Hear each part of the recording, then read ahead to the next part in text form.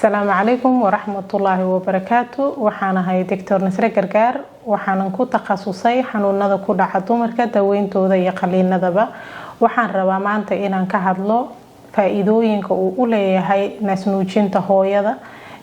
naasnuujinta faa'iidooyinkeeda waxa loo qaybiyaa faa'iido ugu jirto hooyada, faa'iido ugu jirto cunuga iyo faa'iido ugu jirto familka iyo bulshada guud ahaanba.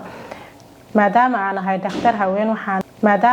dhakhtar haween waxaan diiradda saarayaa faa'iidada ugu jirto hooyada naasnuujinta waxyaabaha faa'iidooyinka ama waxyaabaha ay ka helayso hooyada nuujinaysa waxaa kamid ah kow in uu ka hortago kansarka ku dhaca naasaha iyo ugxaansidayaasha endometriumkaba. sida aan naqaano kansarka ku dhaca naasaha waa kansarka labaad ee dumarka ku dhaco, waxa kaliya ka horeeya waa kan ku dhaca sanbabada. faa'iidada kalentooda ka helayso hooyada nuujinaysa ama gabadha nuujinta saxda sameynaysa ee ilmaheeda nuujinaysa 2 sano waxaa kamid ah inuu ka hortago xanuunada chronic disease loo yaqaan ee lala noolaado sida sokorta, dhiig karka iyo cholesterolkaba. faa'iidada kale ay ka helayso waxaa kamid ah hooyada in uu ka hortago dhiig baxa dhalmada la socdo markay gabadhu dhashaba ee u naqaan BPH-ka, kaasoo ah dhiig baxa ugu badan ee sababa in ay dumarka u dhintaan.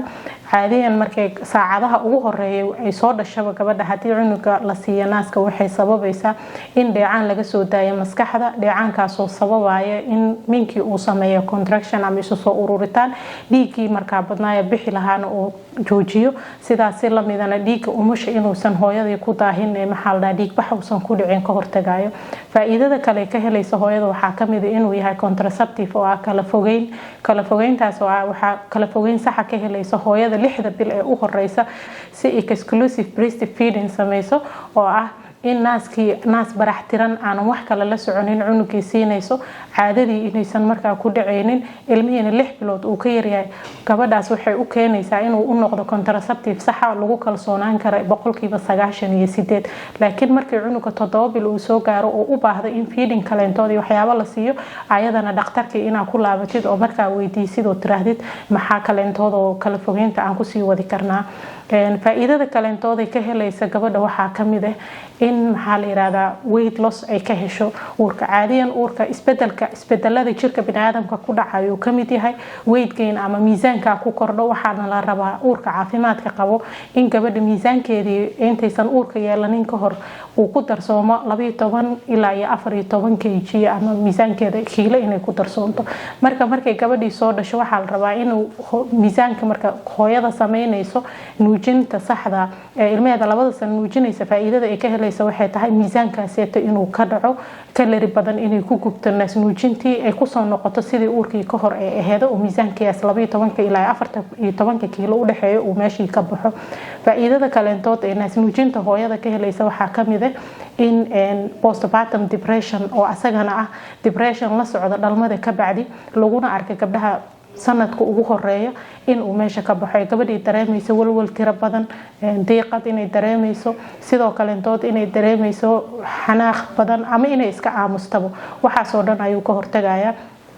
qodobka ugu dambeeya ee breastfeedingka uu keenayo waxay tahay oo faa'iidada ugu jirto hooyada iyo cunuga iyo bulshada waxay tahay cunugii in marka ugu horeysa uu naaskii la nuujiyo. faa'iidada ugu dambaysa ee breastfeedingka ama naasnuujinta 2 sano ah ee loo sameynayo hooyada iyo cunuga iyo bulshada ugu jirto waxay tahay in cunuga marka horeetoodba infectioniski ku dhici lahaa uu meeshii ka baxo, difaac fiican oo jirka inuu sameysmo qaas ahaan caanaha ugu horeeya dambarka aan u naqaano cunuga la siiyo, in xasaasiyadii iyo maxaa la dhahaa shuban iyo matag iyo dhagax xanuunkii waxaas oo dhan inuu ka hortag ugu noqdo. in bulshadana sidoo kale intood faa'iido ay ugu jirto waxyaabahaas oo dhan keenayo.